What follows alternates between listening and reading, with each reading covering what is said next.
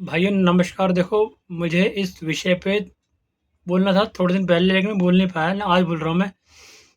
देखो, मैं कुछ आशा करता हूँ इस वीडियो पे कि मेरे को थोड़े व्यूज़ मिलें, थोड़े कमेंट्स मिलें, थोड़े सब्सक्राइब मिले, थोड़ा सपोर्ट मिले। आशा करता हूँ, जी हो ना हो, मैं कह सकता नहीं ऐसा होगा। ऐसा मुझे कहना है कि जैसे हमारे यहाँ बड़े-बड़े स्कूल हैं, कॉलेजेस हैं, जैसे मैं नाम लूँ डीपीएस, काफ़ी बड़ा स्कूल मानते हो आप लोग उसे? है? ठीक है। दूसरा जीडी गोविंद का, तीसरा प्रेसिडियम, ठीक है? इस लेवल के स्कूल मानते हो कि हाँ जी, आप बहुत अच्छे लेवल टॉप नॉच हैं। और कॉलेज जैसे एमिटी प्राइवेट में, BHU, government, AIIMS, government, IIT Roorkee, IIT Kharagpur, IIT Kanpur government है, जेएल बजाज प्राइवेट है, शारदा प्राइवेट है, बिट्स पिलानी प्राइवेट है। कितना आप टॉप नॉचेस कॉलेजेस स्कूल्स हैं ये। भाई साहब, मुझे एक बात बताओ, कौन सा कॉलेज है, कौन सा स्कूल है जिसमें इतनी सामर्थ्य है कि वो उन बच्चों को सिखा देगी जी, टाइम में ऐसे आप जा सकते हो पीछे, ऐसे जा सकते हो भविष्य में। लेकिन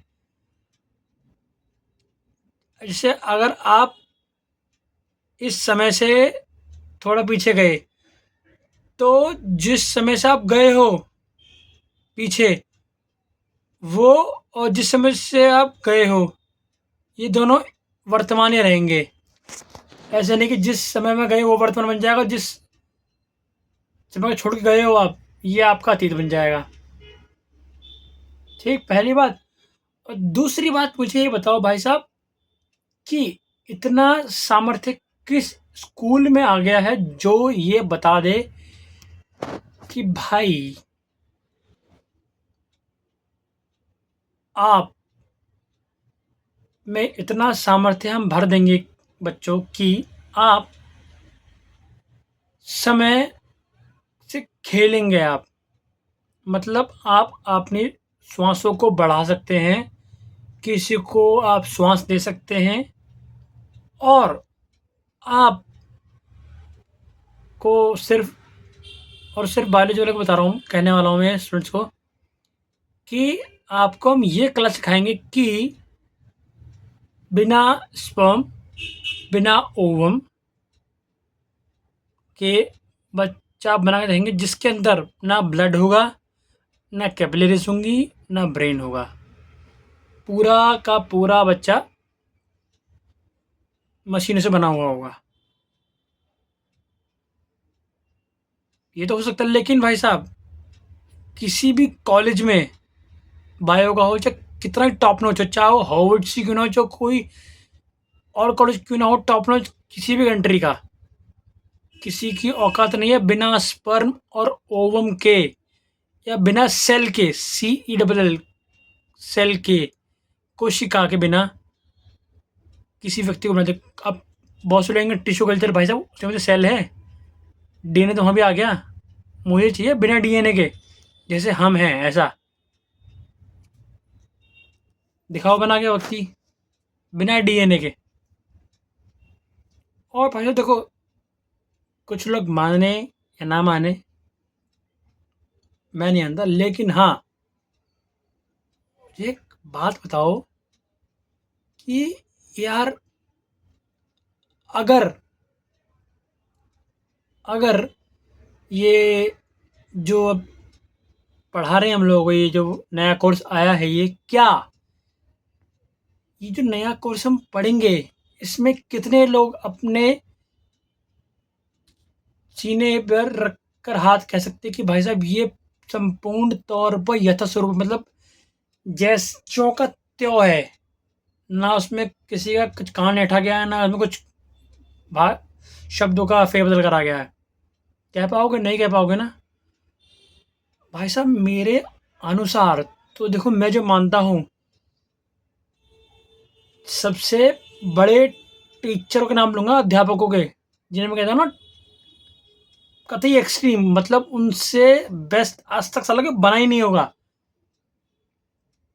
जो भगवान को मानते हो या ना मानते हो, सबके लिए कह रहा हूँ मैं। भाई साहब, पहले गुरु का नाम मैं लेता हूँ ज़मीन, यानी पृथ्वी।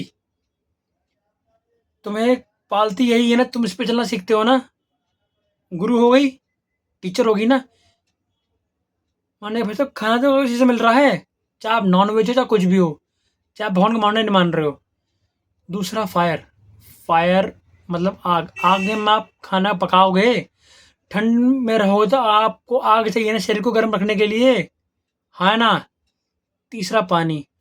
आप भी जानते हो और मैं भी जानता हूँ और दुनिया के बहुत पढ़े लिखे लोग भी जानते हैं कि भाई साहब, पानी बहुत ज़रूरी है शरीर के लिए, हाँ या ना। तीसरा जी, वायु। हवा चाहिए, ऑक्सीजन चाहिए आग मारने का आपको, या नहीं चाहिए। और वैज्ञानिकों से पूछ लेना भाई साहब, शोध हो चुका है और ये प्रमाण है कि जो मूंगफली होती है, चने, दाल, इनकी जड़ों में गांठें होती हैं। नाइट्रोजन फिक्सेशन बैक्टीरिया होता है जो नाइट्रोजन को फिक्स करता है उनकी जड़ों में, और जड़ों से वो नाइट्रोजन मिट्टी में आ जाती है। नाइट्रोजन पेड़ पौधों के लिए बहुत लाभदायक होती है। वैसे पांचवा मानता हूँ स्पेस, यानी आकाश, खालीपन। भाई साहब, वो दिखाता कि देखो कि चाहे आप कितने भी खाली हो, मगर फिर भी कोशिश करो आप अपने आप को भरने की, ज्ञान से,